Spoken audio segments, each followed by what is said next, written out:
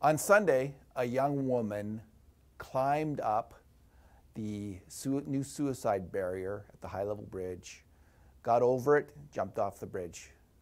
She survived the fall. That's the good news. The bad news is that we may have erected a suicide barrier that doesn't work very well. Here's the problem.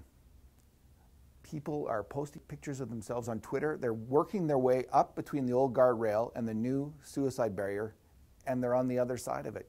It's not impregnable. People can get around it from either end, and people can also get on top where the streetcar goes, on that top platform, and you can jump right off the bridge. The barrier will not stop you from doing that. Why did we do this? Why did we erect such a barrier? Well, when the debate came up, the council had two options that seemed pretty good. One cost $7 million, and this was a barrier on the outside, angled out, sloping out from the bridge.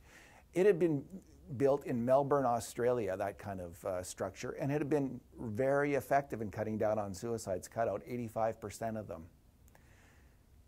Council went with a cheaper option, though, $3 million option. It had been built in Bristol.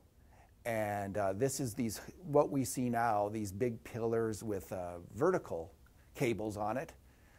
And in Bristol, it had cut down suicides by 50%.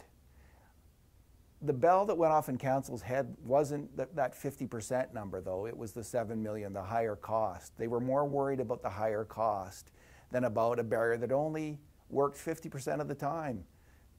In Edmonton, we don't even know if it's going to be that good because, again, from the top platform, you can go right over the top. That's not the case. I don't have that in Bristol.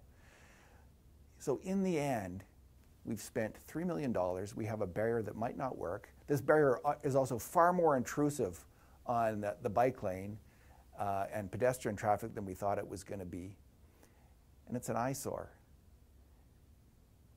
The only question remaining is this thing going to be so ineffective in cutting down on suicides that we're going to have to rip it out in a few years?